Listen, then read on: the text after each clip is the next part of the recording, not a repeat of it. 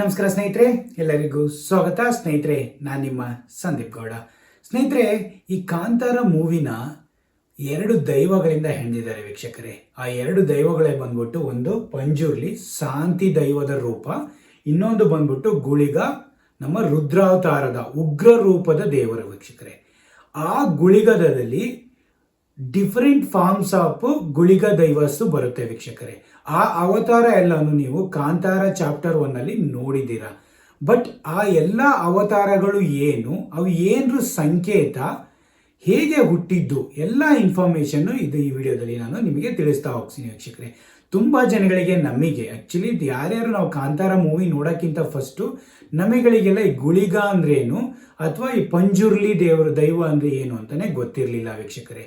ಈಗ ಪಂಜುರ್ಲಿ ಮತ್ತು ಎಲ್ಲ ಅವರವರ ಮನೆತನದ ದೈವಗಳು ಅಂದರೆ ಈ ದೈವಗಳೆಲ್ಲ ದೇವ್ರನ್ನ ಸೇಫ್ ಗಾರ್ಡ್ ಮಾಡೋಕ್ಕೆ ನ್ಯಾಯದ ಮುಖಾಂತರ ಹೋರಾಡೋಕ್ಕೆ ಬಂದಿರೋಂಥ ದೈವಗಳು ವೀಕ್ಷಕರೇ. ಅಂದರೆ ಕುತಂತ್ರ ಮಾಟ ಮಂತ್ರಗಳನ್ನೆಲ್ಲವ ಇದು ಮಾಡ್ತಾ ಇರ್ತಲ್ಲ, ಅವನ್ನೆಲ್ಲ ಹೋಗ್ಲಾಡ್ಸೋಕ್ಕೆ ಅಂತ ಬಂದಿರುವಂಥ ದೈವಗಳು ಇವು. ದೇವರುಗಳನ್ನು ಕಾಪಾಡೋಕ್ಕೆ ಬಂದಿರುವಂಥ ದೈವಗಳೇ ಈ ಗುಳಿಗ ಮತ್ತು ಪಂಜುರ್ಲಿ ವೀಕ್ಷಕರೇ. ಈ ಪಂಜುರ್ಲಿ ಮತ್ತು ಗುಳಿಗ ನಮ್ಮ ತುಳುನಾಡಿನ ದೈವಗಳು.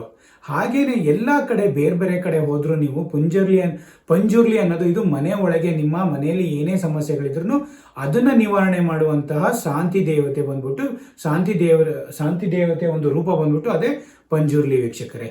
ಈ ಗುಳಿಗ ನಿಮ್ಮ ಮನೆಯ ಲ್ಯಾಂಡ್ ಆಗಲಿ ಪರಿಸರ ಆಗಲಿ ಅಲ್ಲಿ ನಿಮ್ಮ ಮನೆಯಲ್ಲಿ ಎಲ್ಲ ಆಚೆ ಕಡೆ ನಿಮಗೆ ಏನೇ ತೊಂದರೆಗಳಾದ್ರೂ ಪರಿಹಾರ ಮಾಡುವಂತಹ ದೇವರೇ ಬಂದ್ಬಿಟ್ಟು ಈ ಗುಳಿಗ ವೀಕ್ಷಕರೇ. ಈ ಗುಳಿಗನ ನಮ್ಮ ಕಡೆ ಅಲ್ಲವ ಮಲೆನಾಡಾಗಲಿ ಆ ಕಡೆ ಈ ಸೈಡ್ ಆಗಲಿ ಹಿತ್ತಲು ದೇವರು ಅಂತ ಕರೀತಾರೆ. ಹಿತ್ತಲುಗಳಲ್ಲಿ ನಾವು ಇದನ್ನ ಪೂಜೆ ಮಾಡ್ತೀವಿ ಅಂದರು. ಬಟ್ ಬೇರೆ ಬೇರೆ ಫಾರ್ಮ್ಸಲ್ಲಿ ಡಿಫ್ರೆಂಟ್ ನೇಮಲ್ಲಿ ಬೇರೆ ಬೇರೆ ಕಡೆ ಕರಿಬೋದು. ಬಟ್ ಅವ್ರ ಕಡೆ ಗುಳಿಗ ಅಂತಾರೆ, ನಮ್ಮ ಕಡೆ ಹಿತ್ತಲು ದೇವರು ಅಂತಾರೆ. ಹಾಗೆ ಡಿಫ್ರೆಂಟ್ ಆಗಿ ಅದನ್ನ ಕರೀತಾರೆ ವೀಕ್ಷಕರೇ ಗುಳಿಗನ. ಹಾಗೇನೆ ಈ ಗುಳಿಗಾಗೆ ಡಿಫ್ರೆಂಟ್ ವೆರೈಟಿ ಆಫ್ ಫಾರ್ಮ್ಸ್ ಗುಳಿಗ ಇದೆ.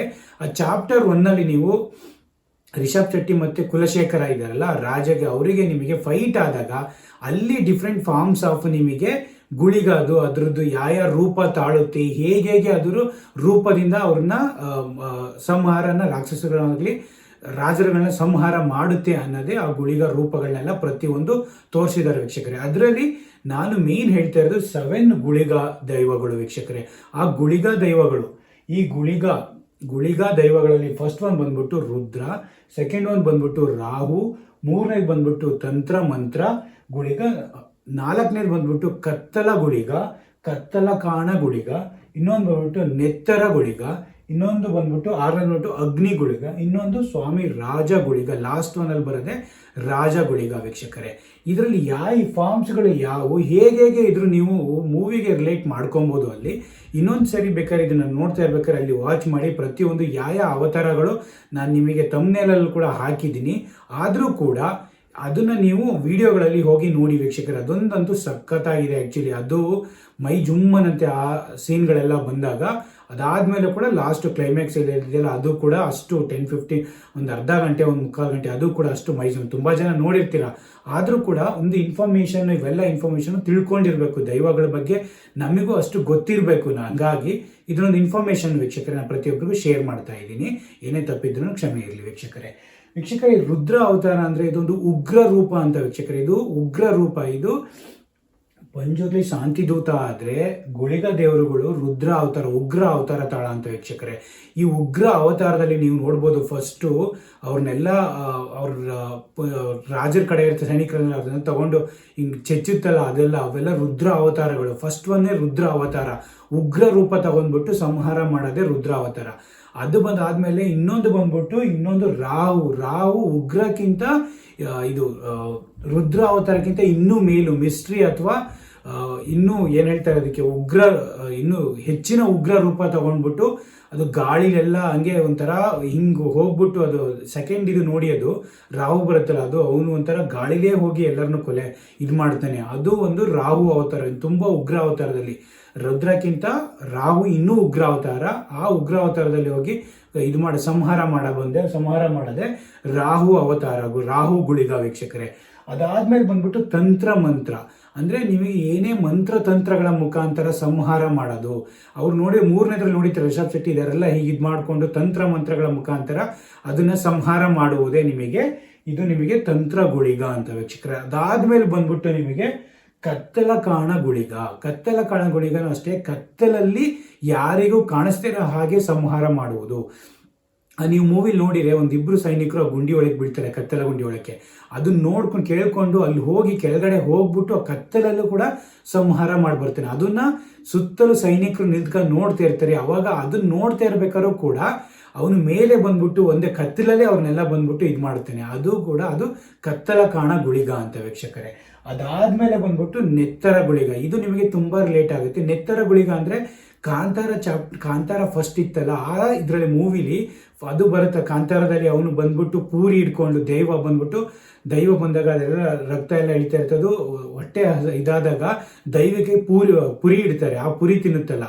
ಇದ್ರಲ್ಲಿ ಏನ್ ಮಾಡುತ್ತೆ ನೆತ್ತರ ಗುಳಿಗ ಬಂದ್ಬಿಟ್ಟು ನನಗೆ ಏನು ತಿನ್ನಕ್ಕೆ ಇದು ಬೇಡ, ನಾನು ಅವನ ಕುಲಶೇಖರ ರಾಜನ ರಕ್ತ ಕುಡಿಬೇಕು ಅಂತ ಹೇಳುತ್ತದು ದೈವ. ಅದನ್ನು ಕೂಡ ವೀಕ್ಷಿಸಿ. ಅದು ಬಂದ್ಬಿಟ್ಟು ನೆತ್ತರ ಗುಳಿಗ ಅಂತ ನೀವು ರಿಲೇಟ್ ಮಾಡ್ಬೋದು. ಕಾಂತಾರ ಫಸ್ಟ್ ಚಾಪ್ಟರ್ ಅಲ್ಲಿ ಇದ್ದಿತ್ತರ, ಕಾಂತಾರದಲ್ಲಿ ಫಸ್ಟ್ ಮೂವಿ ಇತ್ತಲ್ಲ, ಅದನ್ನು ಕೂಡ ಆ ನೆತ್ತರನೇ ಅಲ್ಲಿ ನೆತ್ತರನ ಗುಳಿಗನ ತೋರಿಸಿದ್ರು. ಅದೇ ನಮಗೆ ಇಲ್ಲಿ ಗುಳಿಗ, ಇಲ್ಲಿ ರಾಜನ ರಕ್ತ ಕುಡಿಬೇಕು ಅಂತ ಹೇಳುತ್ತೆ ಆ ಗುಳಿಗ ವೀಕ್ಷಕರೇ. ಅದಾದ್ಮೇಲೆ ಬಂದ್ಬಿಟ್ಟು ಅಗ್ನಿಗುಳಿಗ ಅಂದ್ರೆ ಒಂದು ಬೆಂಕಿ ಮತ್ತೆ ಪಂಜಿನ ಸ್ವರೂಪ ಅಂತ ಹೇಳ್ತಾರೆ ವೀಕ್ಷಕರೇ.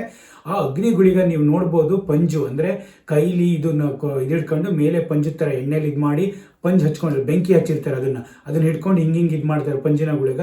ಆ ಬೆಂಕಿ ಇದರಲ್ಲೇ ಸಂಹಾರ ಮಾಡುವುದ ರಾಕ್ಷಸರನ್ನೇ ಅದೇ ಬಂದ್ಬಿಟ್ಟು ಈ ಅಗ್ನಿಗುಳಿಗ ವೀಕ್ಷಕರೇ. ಅದಾದ್ಮೇಲೆ ಬಂದ್ಬಿಟ್ಟು ರಾಜಗುಳಿಗ. ಲಾಸ್ಟ್ ಅಲ್ಲಿ ರಾಜ ಸಂಹಾರ ಮಾಡ್ತಲ್ಲ, ಅಂದ್ರೆ ನಮಗೆ ಒಂಥರ ಶಿವನ ರೂಪನೇ ತಾಳ್ಬಿಟ್ಟು ಉಗ್ರ ರೂಪ ತಾಳ್ಬಿಟ್ಟು ಆ ಉಗ್ರ ರೂಪದಲ್ಲಿ ರಾಜನ ನ್ಯಾಯ ಮುಖಾಂತರ ರಾಜ ಗುಳಿಗ ಅಂದ್ರೆ ನ್ಯಾಯದ ಮುಖಾಂತರ ಹೋಗಿ ಸಂಹಾರ ಮಾಡುವುದೇ ಆ ಸ್ವಾಮಿ ರಾಜ ಗುಳಿಗ ವೀಕ್ಷಕರೇ. ಈ ಎಲ್ಲಾ ಅವತಾರಗಳು ನಮ್ಮ ಸ್ವಾಮಿ ಗುಳಿಗದ ದೈವದ ಡಿಫ್ರೆಂಟ್ ಅವತಾರಗಳು ವೀಕ್ಷಕರೇ. ಇವೆಲ್ಲ ಏನಕ್ಕೆ ಅಂದ್ರೆ ನಮಗೆ ಕಾಪಾಡೋಕ್ಕೋಸ್ಕರ ಎಲ್ಲ ಯಾವುದೇ ಕೆಟ್ಟದಿರಲಿ ಏನೇ ಇರಲಿ, ಎಲ್ಲ ಕೆಟ್ಟ ದೈವಗಳಾಗಲಿ ಅಥವಾ ಕೆಟ್ಟ ಯಾರ್ಯಾರು ಮಂತ್ರತಂತ್ರಗಳು ಮಾಡಿಕೊಂಡು ದೈವನ ಪ್ರೊಟೆಕ್ಟ್ ಮಾಡ್ತಿರ್ತಾರೆ ಇದು ಮಾಡೋದಾಗ್ಲಿ, ಅವನ್ನೆಲ್ಲ ದೇವ್ರನ್ನಾಗಲಿ ನ್ಯಾಯನ ಕಾಪಾಡೋಕ್ಕೆ ಮನುಷ್ಯರನ್ನ ಕಾಪಾಡೋಕ್ಕೆ ಬಂದಿರುವಂಥ ಈ ದೈವಗಳು ಡಿಫ್ರೆಂಟ್ ಅವತಾರಗಳಲ್ಲಿ ನಮ್ಮ ಭೂಮಿಗೆ ಬಂದಿರ್ತವೆ ವೀಕ್ಷಕರೇ. ಅದನ್ನೇ ನಮ್ಮ ಈ ದೈವಗಳು ಅಂತಾನೆ ಕರೆಯೋದು. ಹಾಗೇನೆ ಡಿಫ್ರೆಂಟ್ ದೈವಗಳು ಬೇರೆ ನಮ್ಮ ಕುಲಗಳಿಗೆ ಅನುಗುಣವಾಗಿ ನಾವು ಹೆಸರುಗಳನ್ನ ಇಟ್ಕೊಂಡಿರ್ತೀವಿ. ಬಟ್ ನೀವು ಬೇರೆ ಆ ಕಡೆ ಬೇರೆ ಸೈಡು ಬೇರೆ ಜನಾಂಗ ಕಡೆ ಹೋದ್ರೆ ಅವರು ಡಿಫ್ರೆಂಟ್ ನೇಮ್ಗಳಿಂದ ಕರೀತಾ ಇರ್ತಾರೆ. ಬಟ್ ಎಲ್ಲಾ ದೈವಗಳು ಆಲ್ಮೋಸ್ಟ್ ಒಂದೇನೆ ವೀಕ್ಷಕರೇ. ಹಾಗಾಗಿ ಇದ್ರದ್ದೊಂದು ಸ್ಮಾಲ್ ಇನ್ಫಾರ್ಮೇಶನ್, ಕಾಂತಾರದಲ್ಲಿ ಬರುವಂತಹ ಈ ಗುಳಿಗದು ಡಿಫ್ರೆಂಟ್ ಫಾರ್ಮ್ಸ್ಗಳು ಯಾವ್ಯಾವು, ಮತ್ತೆ ಯಾವುದು ಉಗ್ರಾವತಾರ ದೇವರು ಯಾವುದು, ಮತ್ತೆ ಶಾಂತಿದೂತ ದೇವತೆ ಯಾವುದು ಅನ್ನೋದೊಂದು ಸ್ಮಾಲ್ ಇನ್ಫಾರ್ಮೇಶನ್ ವೀಕ್ಷಕರೇ. ನನ್ನ ಚಾನಲ್ ಮುಖಾಂತರ ನನಗೆ ತಿಳಿದಿರೋ ಇನ್ಫಾರ್ಮೇಶನ್ ನಾನು ಪ್ರತಿಯೊಬ್ಬ ವೀಕ್ಷಕರಿಗೂ ಶೇರ್ ಮಾಡ್ತಾ ಇದ್ದೀನಿ ವೀಕ್ಷಕರೇ. ಹೀಗೇನೆ ಏನೇ ತಪ್ಪನ್ಸಿರೂ ನೀವು ಹೋಗಿ ಹಿಸ್ಟ್ರಿನ ತಿಳ್ಕೋಬೇಕು ಅಂದ್ರೆ ಇದನ್ನೆಲ್ಲ ಸರ್ಚ್ ಮಾಡಿ ತಿಳ್ಕೊಳ್ಳಿ ವೀಕ್ಷಕರೇ. ಏನೇ ತಪ್ಪಿದ್ರೂ ಕ್ಷಮೆ ಇರಲಿ.